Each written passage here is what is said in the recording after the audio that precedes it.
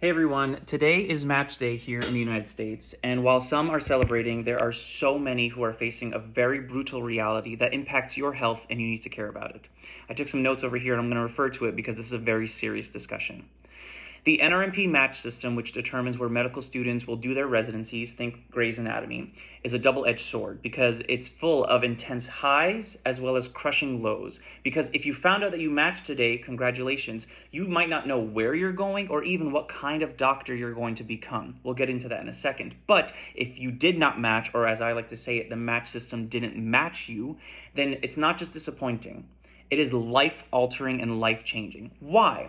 Imagine that you spent 4 to 5 years and hundreds of thousands of dollars to go to medical school, to get a job, and then you pay even more money to do this system of interviews with hospitals around the country, and then you commit to an amorphous computer algorithm to give you that job, and then you get an email that says, sorry, didn't work out for you. So now you're like, okay, well then you could just become a doctor.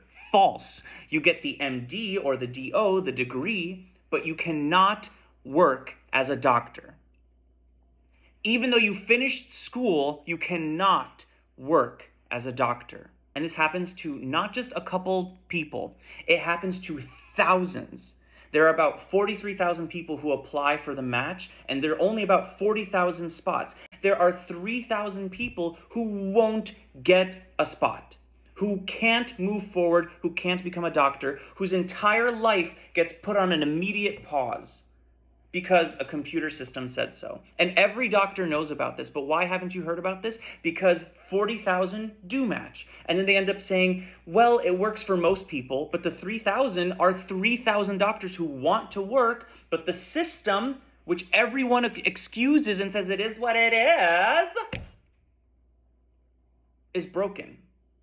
There's more. How does the match system work? Well, medical students spend thousands of dollars to apply to residency programs through the NRMP Match or the ERAS system, which is to make your one application, which could be emailed, but it goes through this one system where you have to pay like $30 per application to each hospital. When I did it, I applied to several hospitals, and I got a hospital who came back to me and said, oh, we're actually a closed program. I said, so why were you listed as accepting applications? They're like, what? I said, can I have my money back? They're like, at a time like this, and you're going to become a doctor. You don't need this $30. Like, well, neither do you. You're not even going to have the opportunity to interview me. Why did you take my money? And they could just do whatever they want. And these are doctors, right? It's one thing if they worked in any other industry, but these are doctors who are supposed to be taking care of you. Think about it. In psychiatry programs, there are psychiatry program directors who are lying to you on the phone or at the interview saying, you're our number one. You're our number one. And then you end up in the match system not working for you. And then you're like, wait, what the heck? And so you try to talk to them. They're like, it is what it is. And so they create the worst mental health for you, but they don't care as long as they filled their spots. Oh, but it gets even spicier because listen to this. This is what, if you take nothing else away from my video, listen to this. The match system is illegal. Interesting, huh? The match system was designed to get you paired with a hospital, but you do not get to negotiate your contract. It violates antitrust laws to the point where in early 2000s, a case was brought to Congress that this is a violation of our rights to be able to negotiate our contracts for the job that you spent 4 to 5 years and hundreds of thousands of dollars on to be able to negotiate. And then Congress is like, ooh, this is a violation. But we're just going to look the other way. Made a one-time exception. So residency, the NRMP match system, this whole process, which violates your human rights as well as your work rights, is illegal, but now they made a one-time exception. That's how much this system is broken and abuses people. And then you wonder, like, why doesn't your doctor care about you? Great question. Who cared about them? So if you don't match, you enter the SOAP, which is the Supplemental Offer and Acceptance Program. It's a high-stress few days that starts today until Thursday, where you just take the leftovers. It's high stress, high stakes, and you scramble for the leftover spots. So you have to look and say, I want to become X kind of doctor, but there are no more spots left in this country. So now I have to think, do I really want to have money? Or do I want to die? okay, I guess money sounds good, so let me just pivot and change my entire trajectory in life and just become a different doctor. Okay, do I really want to become an OBGYN and not work for a year, or do I want to become internal medicine doctor? Do I really want to become an ENT, or do I just want to do surgery and just take a surgery spot? Like, you have to make these decisions in less than 24 hours, because tonight, Monday night, starts the SOAP process for this whole week, where you start submitting your applications to programs you didn't even want to do, and you get on the phone with people and they're like, I've had my students tell me this. They get on the phone with these program directors who are also doctors who lie to them. They say, you are our #1 spot. We've been looking at your application and it's just everything we wanted. We're going to rank you #1, baby girl. Thank you so much. This week was really tough and I feel really stressed, but it's so great to know that I've secured a spot. Yeah, you are #1, so just make sure you rank us #1 and everything will be fine and dandy. You're like, okay, great. Come Wednesday morning when you find the first round of SOAP, they didn't rank you. You didn't get the spot. And you try to call them back and be like, hey, what was it? They're like, it is what it is.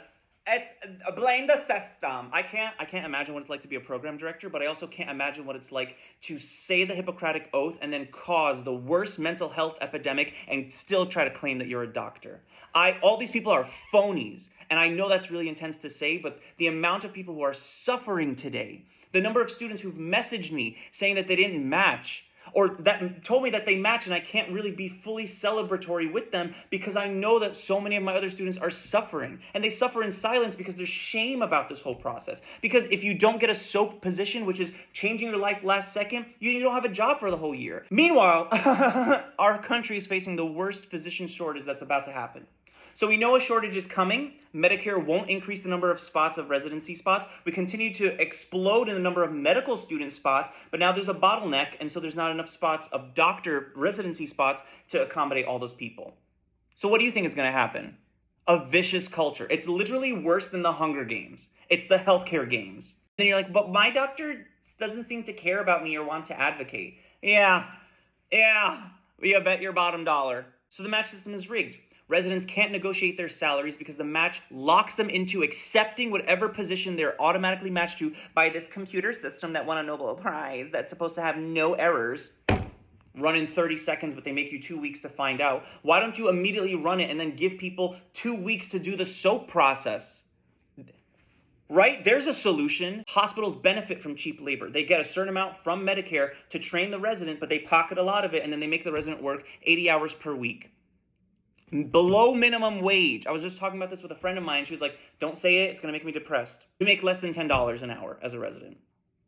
And the hospital's pocketing millions off of you. And then Congress passed a law in 2004 to keep the match system legal. This system was almost shut down because it violates antitrust laws. In 2002, it was sued because it was suppressing wages and it restricted competition. But instead of fixing it, Congress exempted the match system from antitrust laws to ensure that it remains a monopoly. Match day, SOAP, and then the uncertainty, all of this fuels burnout, substance use, and physician suicide, which is one of the highest in any professions. So how do we fix it? #1, you increase the number of residency spots, Congress. And you also, #2, eliminate the no negotiating your contract.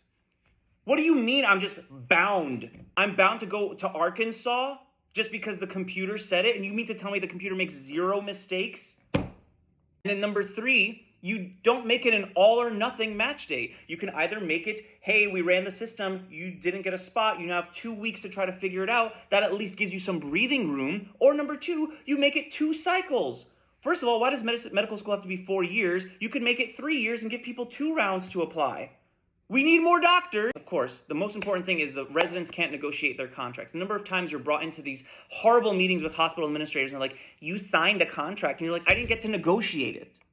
This is, you had me in a death grip. What do you mean you signed this? We own your intellectual property. Anything you design or any app or any innovation that you made as a resident, we own it.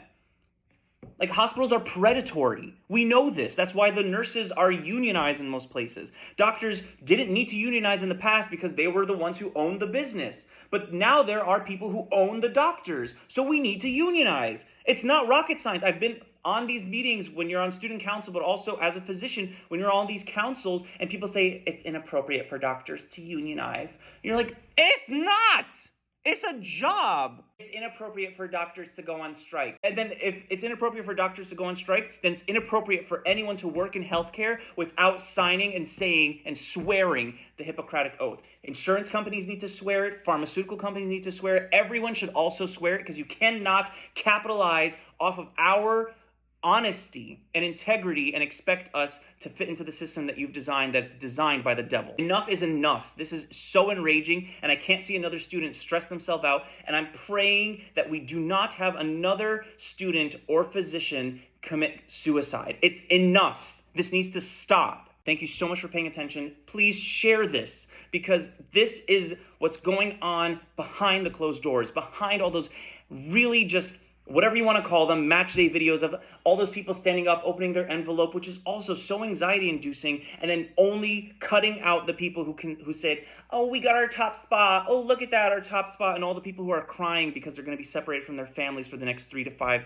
to 7 years because the computer told them, and the computer was designed by people who don't actually care about them, evidenced by Congress even allowing all this illegality to continue. I don't even know if illegal is a word, but you understand what I'm saying. Thank you.